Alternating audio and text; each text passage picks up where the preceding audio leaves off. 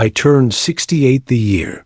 The house finally became louder in silence than it ever was, with people morning light entered through the kitchen window. Same window my wife once cleaned every Sunday. I never noticed how much sunlight came through, because I was never home long enough to see mornings now.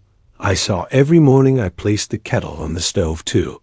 Cups on the table, one for coffee, one empty. I still placed the second cup, not because someone was coming, but because my hands remembered a life my heart could no longer live. The clock ticked loud, slow, unforgiving, and that was the morning after.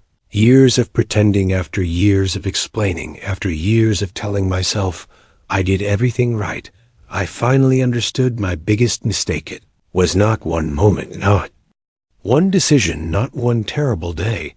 It was thousands of small moments, tiny ignored seconds, little choices, short answers, closed doors, late arrivals, and the two most dangerous words I ever spoke. Not now. When I was young, I believed something that sounded responsible, something society praises, something people clap for. Work first, family later, earn first, trust later, build first, live later, later, later, later. Nobody warns you that later is a thief. It steals your life quietly while you feel productive. I remember the first apartment we had, small, warm paint, slightly peeling, but full of laughter. My wife used to sit on the floor eating takeaway noodles with me, laughing about how one day we would have a big kitchen, a big table, a better life. She never asked for luxury, she asked for time, but I misunderstood. I thought providing more things meant loving more. So I worked longer. When my son was 5, he ran to the door one evening, shoes, untied hair, messy, holding a paper rocket. He shouted, "Dad, I made this for you."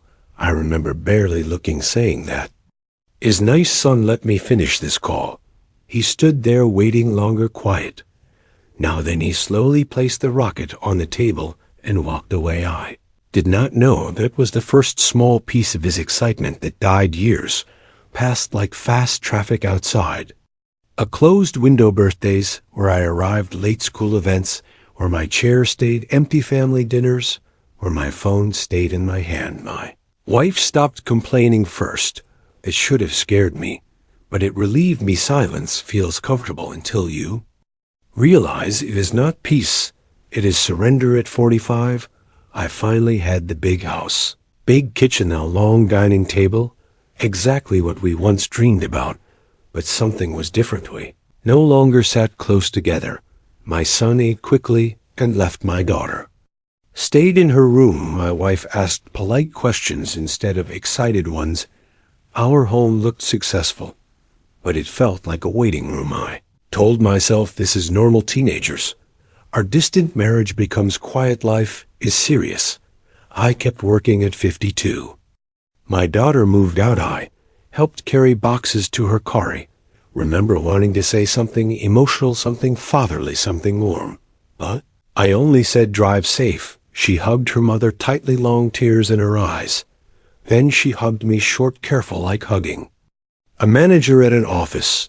That feeling stayed in my chest for weeks, but I buried it under more work, because work was the only place I still felt important. At 58, my son stopped asking for advice, stopped calling unless necessary, stopped sharing his life. I told friends, kids today are independent, but deep inside, a quiet voice whispered, or maybe he just learned you were never available.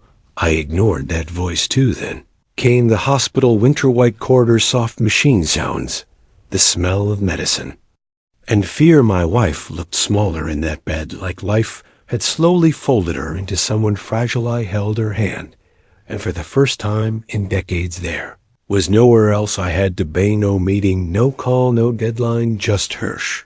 He looked at me with tired, gentle eyes, not angry, not blaming, just honest, and she whispered softly, "I waited for you for many years, not for money, for you." Those words did not hit like a knife. They sank slowly like cold water filling lungs. I tried to answer, tried to explain, tried to promise I would change, but we both knew something terrible. Time does not refund unused love. She was gone 3 weeks later after. The funeral, the house became a museum of mistakes. Her chair, her scarf, her favorite cup her side of the bed all. Still they're all louder than any voice my children visited. They were kind, respectful, helpful. But they were not close, not cold, just careful like visiting someone important. But not someone safe. Years rolled forward, phone calls became monthly.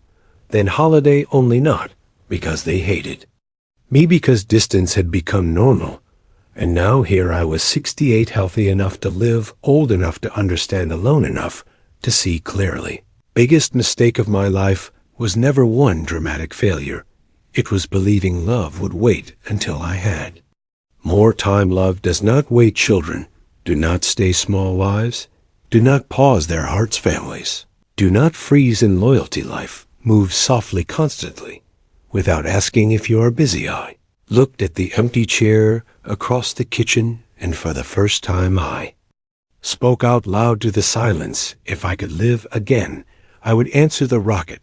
I would attend the school play. I would ignore the late meeting. I would sit longer at dinner. I would hold her hand more. I would choose presence over productivity, because success is a terrible companion in an empty house.